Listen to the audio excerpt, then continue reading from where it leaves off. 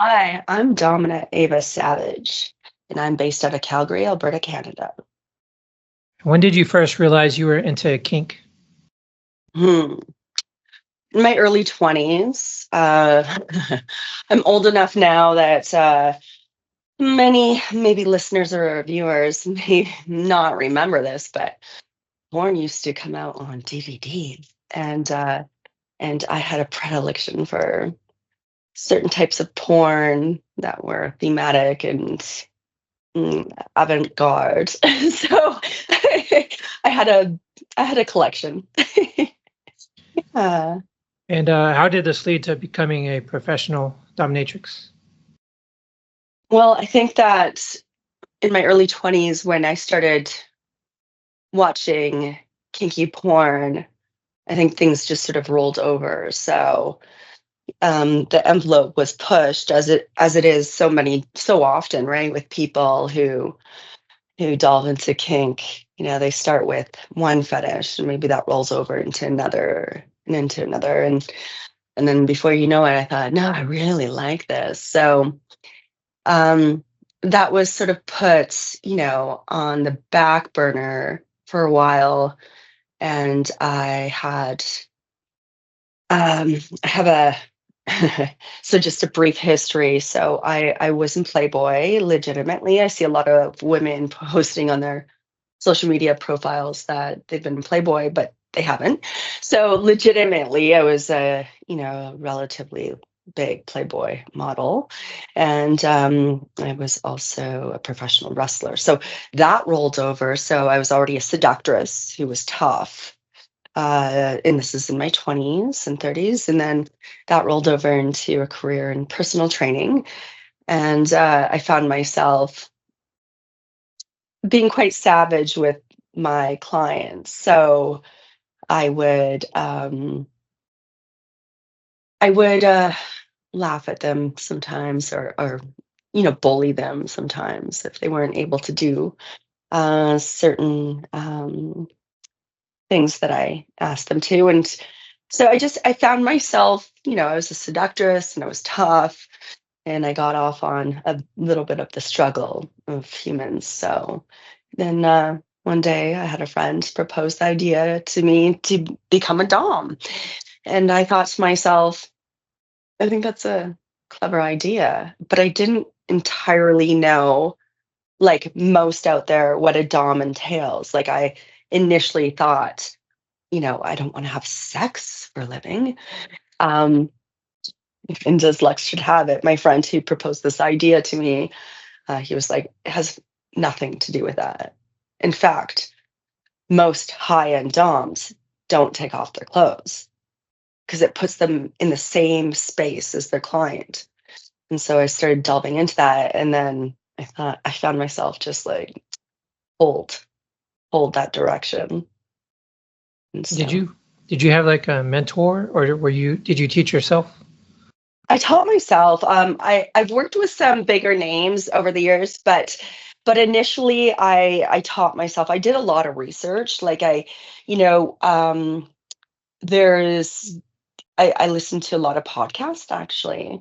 When I first came out the gates 6 years ago, some very big names, older women who have podcasts. I learned a lot from those podcasts, and I read a lot, and that provided a foundation for me. But a mentor, so to speak, no, not in the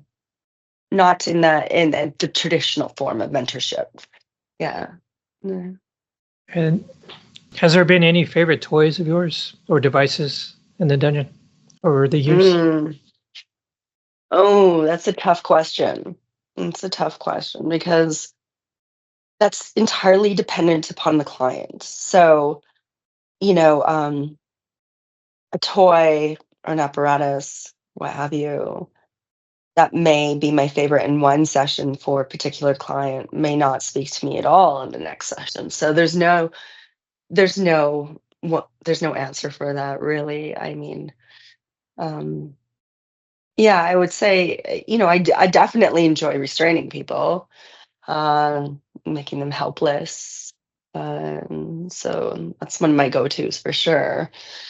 Whether it be this, St. Andrew's cross or leather mummy bag, or even even a like queening box or smother box, which I have down here. Those sorts of things I do enjoy. I do enjoy spreader bars and all forms of restraints. So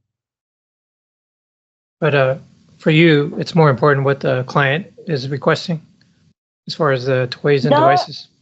not really. It's not really more important. Like I'm not going to override what I want for what a client is requesting. I mean, I vet my clients appropriately. So if somebody doesn't appeal to me, I'm not going to book them. But um, I like introducing clients to new types of fetishes. Like I immensely enjoy that. I immensely enjoy expanding a person's fetish IQ, so to speak. But I don't think, yeah, the client's request doesn't override,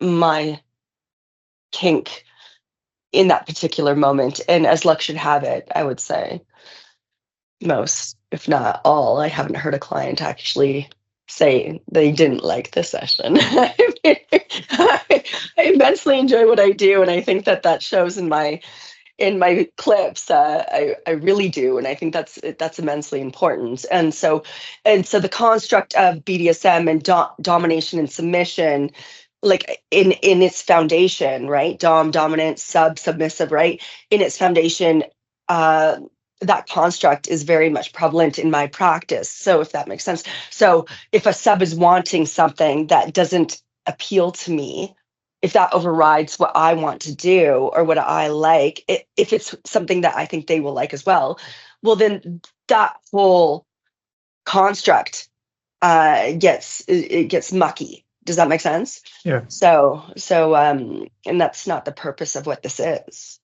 So my clients are submitting to me, and if I feel like they might like something, if they consent, then we will do. Yeah. Are there things you do to mentally prepare for the session? Do you like play music, or do you prefer silence during the session? Oh, is that a ever interesting question? Um, well, to mentally prepare for a session, there's nothing that I particularly do, but I will say that I do get very excited. So I do get very excited, and it doesn't even matter if I'm tired and I book somebody. Once I'm in session or right before session, I get really amped up. And I lose all track of time and space. I have to set a timer, because if I don't set a timer, I won't know like when the session should end. I mean, I'm just in a flow state. And so I feel like this is very much what I should be doing and what I love doing.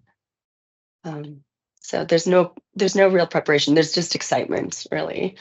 Yeah. And how do you feel about music, or do you prefer silence during the session? I never play music in session. Okay. I want to hear the person. I want to hear the moans. I want to hear cracks of whips. I want to hear the chains. I want to hear breathing. I really want to hear breathing from my subs. I want to hear the intensity of their breath. And yeah, I want to hear all those sounds. And so music would just drown that out. And so I've never listened to music in session. No. That's interesting. What do the terms subspace and top space mean to you?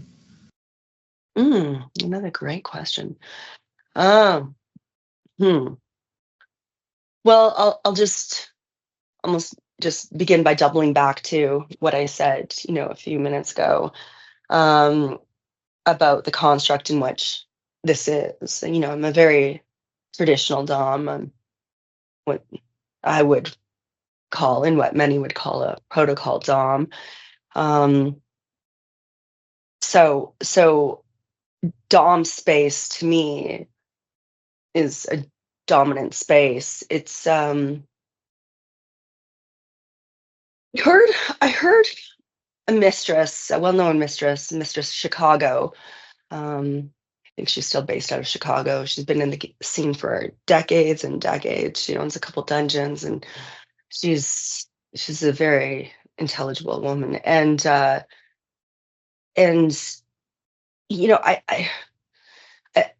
part of my foundation, part of my, like, so to speak, mentorship, for lack of a better word, doubling back again to previously in our talk. She mentioned she's a very traditional dom, and I think I learned a lot about what this is from listening to her podcast, and I learned, like, the construct in which this is. So, dom space is holding your own power, not compromising yourself for your submissive in a capacity that makes you feel less than. It's almost like and Mr. Chicago mentioned this. It's almost like a motherly type role in a way, like in a very strange way. Like, I take care of my submissives like they're my little pets, and I don't have, some doms have a hate for men. I don't have a hate for men at all. Like, in fact, this industry has encouraged me to quite like men, like, understand men to a capacity where I have all my girlfriends coming to me for advice who are not in the industry. Like, I feel like I have a pretty good handle on men. So dom space, that's just a very long-winded way of indicating that, it's sort of like, it's odd. It's disciplinary. It's a bit motherly in that respect. Like, it's disciplinary, but it's removed. It's you know, yeah. So it's just it's an empowered space. Whereas my subs, they come to serve me. So and men are, with the traditional patriarchy, I hate to use that word, but in which society has been in for centuries now. I think men have a lot of weight on them, a lot of weight on them to make the decisions at work, to make the decisions at home, to suck up their feelings, to not be submissive. I think that weight within a session with me gets removed because they don't have to make those decisions. It's liberating. It's soothing. So that's what subspace to me means. It's a break from the daily pressures and like a release. Yeah. Yeah. A time to be vulnerable, be pathetic, be in a fantasy world. Yeah. And how has being a professional dominatrix affected your relationships outside of the dungeon? And that could be just people in general, friends, or people who don't know you. Well, all of the people within my orbit know what I do. It took me years to tell everybody, but I decided a few years back that I am not going to live a life of lies. And so I'm not going to hide this from any of the friends that I have. And um, I'm a good friend. I have a lot of friends. Like, I have a good core friendship group, and everybody knows what I do. I don't live a life of lies and deceit. With regards to romantic relationships, it's had its implications, I think. But I haven't ventured into the dating world much. Um, I find that I'm generally quite fulfilled with what I do. Of course, a partner would be nice, but and I have had partners for lengthy periods of time, but uh, because my radar is so sharp when it comes to reading people, and has to be so sharp. My radar is so sharp that most men don't get past a second date with me. Yeah, it's one of you become sort of witchy in your in your intuition after being a dom for some time, and that can be something that's quite detrimental when going out into the dating world, if that makes sense. Yeah, Uh, because I can see through people pretty well. Not everybody, but I'm pretty damn good at seeing through people, and very few people I deem to be good enough to be with. Yeah. that makes sense. What's your favorite part about the environment of being in a dungeon? My favorite part about being in the environment. Mm, I don't, I think immediately I want to go to all the toys. I mean, like it's so cool because I have a dungeon within my living space. So, once in a while, it's late at night and I'm feeling lonesome. I get to come into my dungeon. It's my sex room, and there's tons of toys. It's like it's so exciting. It's so exciting to have all these toys and dildos and restraints and machines and latex outfits and boots and chains and whips and all that stuff. Not that I use the whips on myself or anything, because I don't. But the dungeon is a fun space. It's a play space. There's so many favorite parts about it. So much so that I come in here, on my own. um, just just start playing. Oh yeah. No names mentioned, but is there a session that's memorable or stands out to you from over the years? Mm. That's nearly impossible.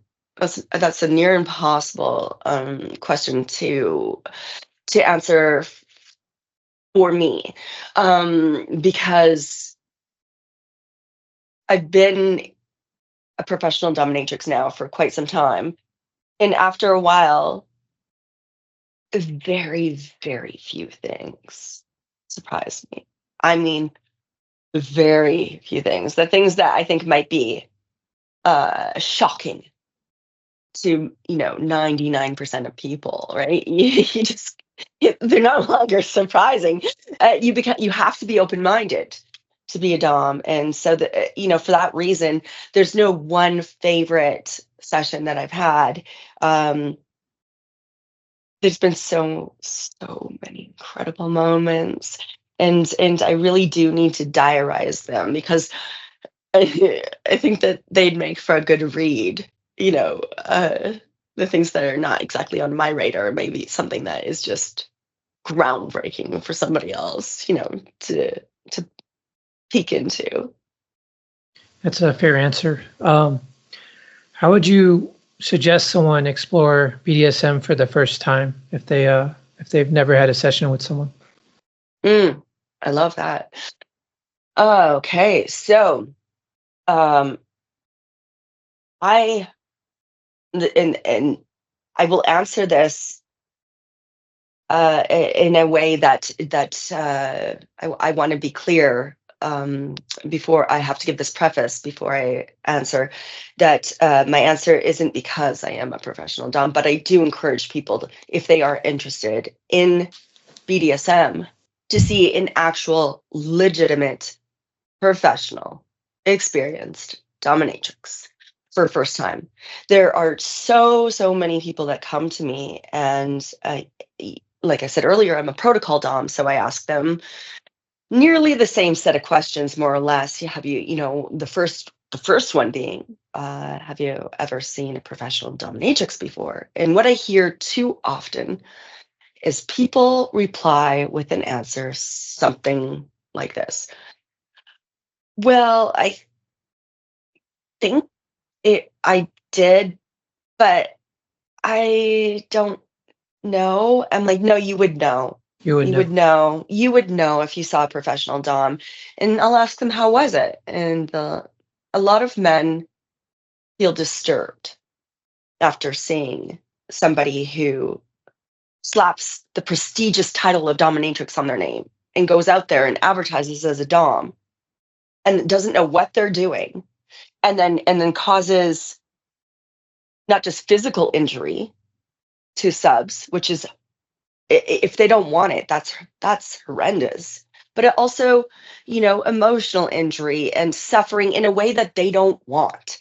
Like they don't want. And so if there's better professional DOMs out there, then it encourages people to come to this underground world and have, a better time rather than to, you know, shy away from it after one bad experience. So if somebody's interested in BDSM, it is imperative that they don't look for a bargain or a deal or a low fee. Like, you get what you pay for in the sex world. You get exactly what you pay for. So if you're going to go see, um, if you're going to go see a sex worker, well, especially BDSM, professional dominatrix, like, you get what you pay for. So I think it's pretty important, not to cheap out on that experience and to go see somebody who has who has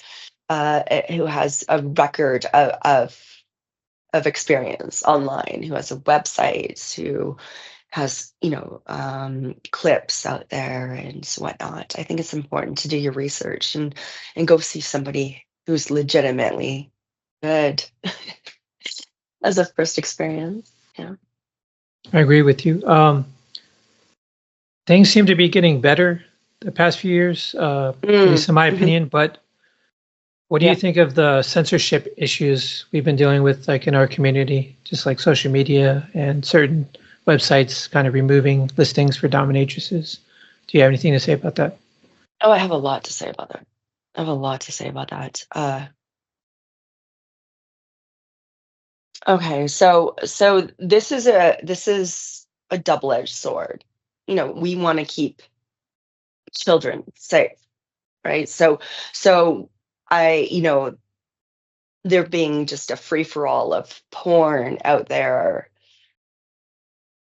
videos out there for anyone to see, like that's it's a bad idea.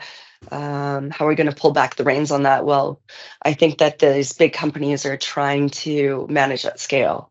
I mean, there's more porn being uploaded every year than there is probably Hollywood movies in a decade. You know what I mean? Like, yeah, it's astounding. So I think these big companies are trying to manage at scale. Now, that being said, there are communities such as, our websites such as OnlyFans, which I happen to have a real issue with at this point in time. And I make no, like, I have no issue indicating this, and broadcasting this. OnlyFans to me has a real,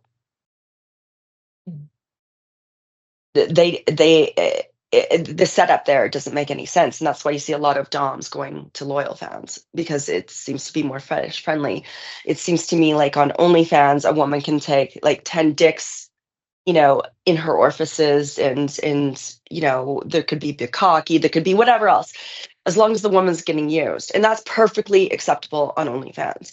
But wrestling is not okay on OnlyFans. It's not okay, which is banana, like it's insanity. Like a woman wrestling a man and dominating a man is not allowed. A woman also using a dildo to peg a man is not allowed, or was not allowed. I mean, I left OnlyFans like 2 years ago.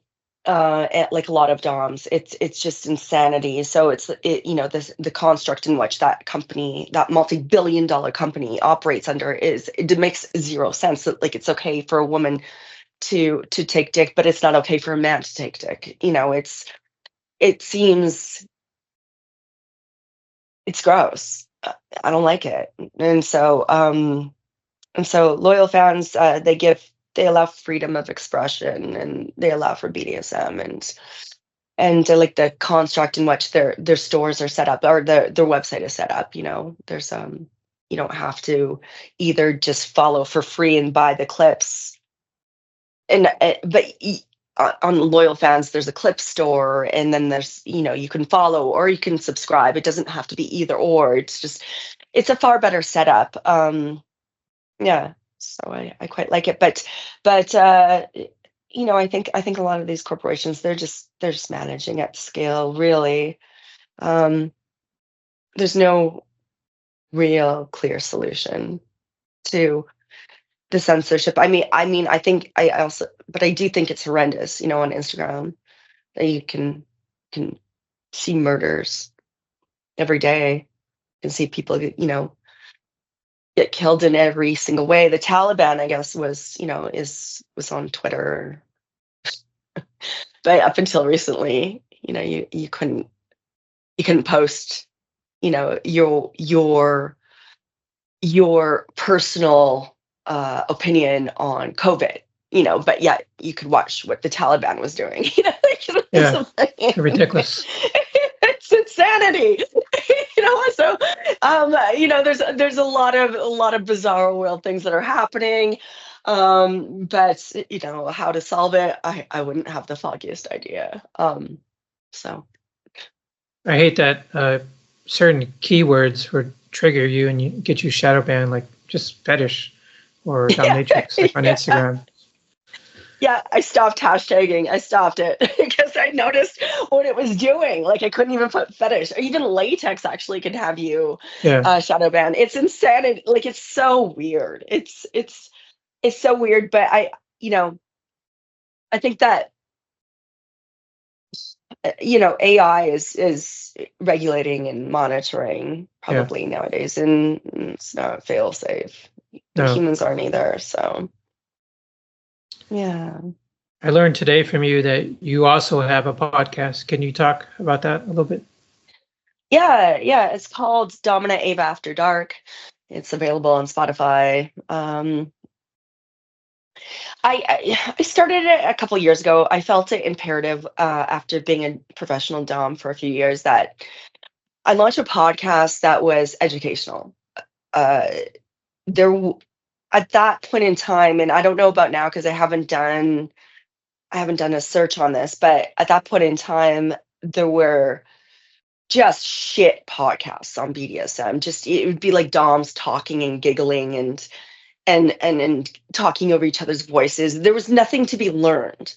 Like, it was entertaining at times and whatnot, but aside from a few really great podcasts, there was nothing out there that helped to promote education, like, help to provide education within the realms of BDSM out there. So I felt it imperative to put out a podcast that was that's topical. Every episode is on a different kink, or fetish, and there are some interviews on there. Um, I I did find it hard. You and I were talking before we started recording about how it is difficult to keep a podcast going. A lot of people are camera shy. A lot of professional doms, they're beautiful, but maybe they don't understand the power of, a voice, or maybe they don't want to be put on the spot. Maybe they want their recordings to be, edited in a way that makes them look really good, and but whatever the reasons may be, it's difficult to keep a podcast going if you're the only person talking on it. So, Yeah. so I do have some interviews on my podcast, but a year ago, I sort of put it on the back burner, and it's an audio podcast as is, but there were some issues with Spotify as well, that I had. So I put it on the back burner temporarily. I'm going to relaunch on YouTube, but even that has its what should we say, foibles, like, has its shortcomings. Speaking of censorship, Yeah. you have to dance around, really dance around a lot Oh, of topics. I know.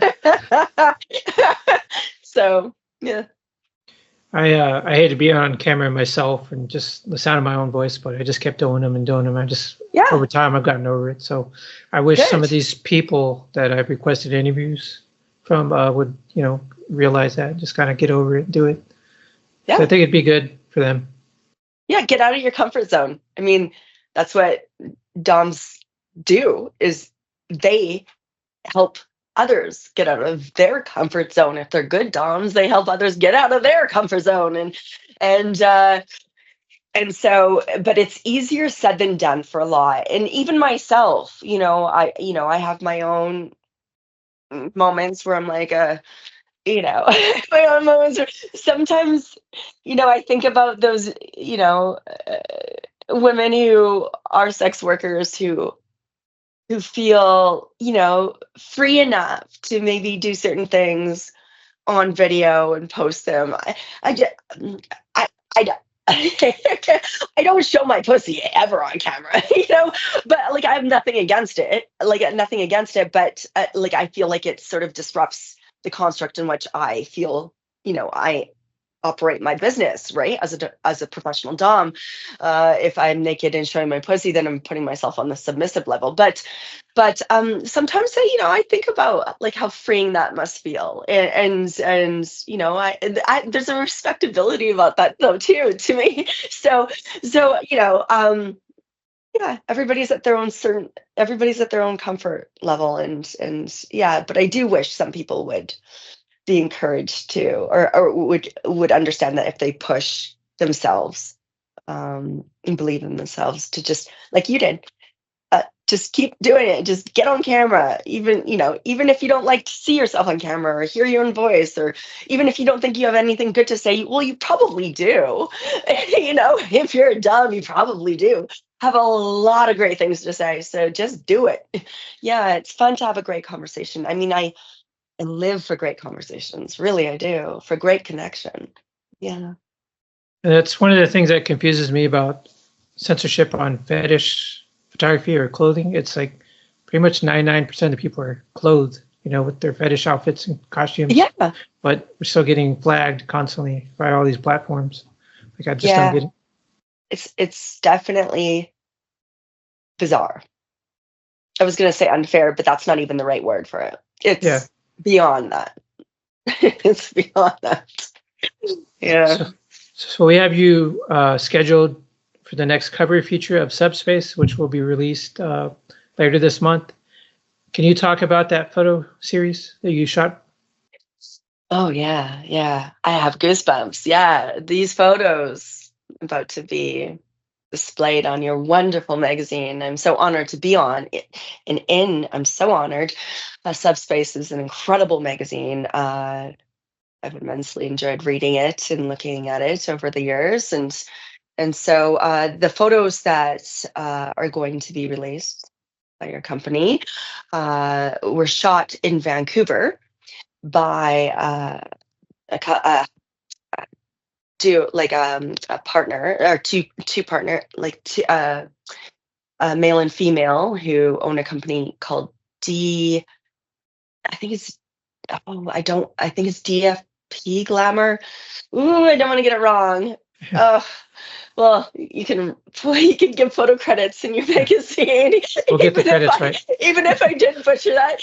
But very, very talented photographers, very talented. The photo shoot was done, like I said, in Vancouver. It was done. We did a bunch of latex themed outfits in a couple of themes. It was before Christmas, and there was a Christmas theme to one of the shoots, which won't be published by your magazine next month. But it was just incredible sets of photos, and the lighting, and the angles, and just mwah. I'm really, really excited for people to see those photos. Yeah, I love the colors. When you first showed me them, I was like, yes, this is like what I'm looking for. Yeah, thank you. And my last question is, how should someone contact you personally for a session?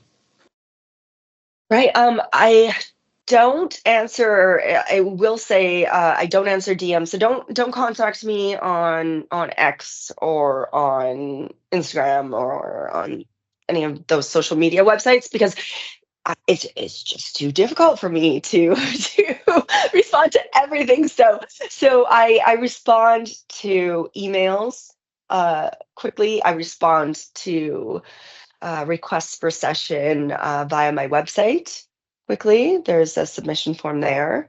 I'm also available by phone, and it just a quick Google search of me, you'll be able to see these methods of contact. But dominaavasavage.com is the best way to contact me. Awesome. Well, I appreciate you doing this podcast, and I appreciate you being in the magazine again. And I'm looking forward to actually listening to your podcast. Thank you. Thank you, Denny, for this. Yeah, this has been a great conversation, and thank you. Thank you for offering me the cover of your magazine again. This beautiful, beautiful magazine. And I'm really excited. I'm very honored. And thanks for this great conversation and the opportunity to be on your podcast.